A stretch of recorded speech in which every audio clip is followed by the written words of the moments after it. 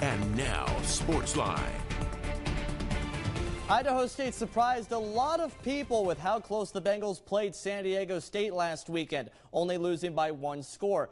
But do not count head coach Cody Hawkins as one of those people. He says ISU's season opener was a step forward for the program as the Bengals face another Mountain West opponent, the Utah State Aggies, this weekend. You never expect to go out and lay an egg. So I knew we weren't going to do that because we have enough good players, and I think our culture isn't all the way where you want it to be, but we're on the way, and I think our guys are going to fight. I think we have tough kids that care.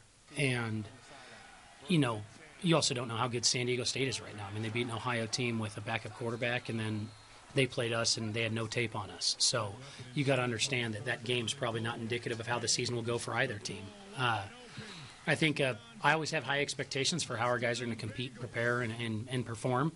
And we have a lot of mistakes that we could have corrected. I don't think we played particularly well. I thought you could see there were a lot of first-game jitters and guys that don't have a lot of college experience, probably evidently nervous.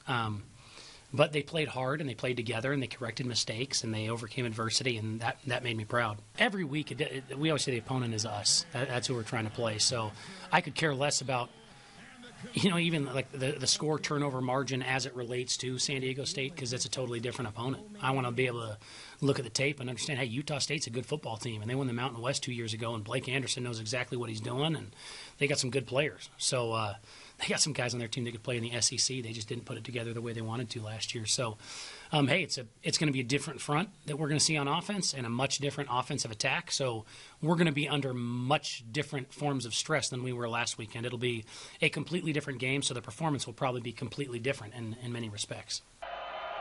It will be the first meeting between the two teams since 2017 when Utah State won 51-13 at Maverick Stadium.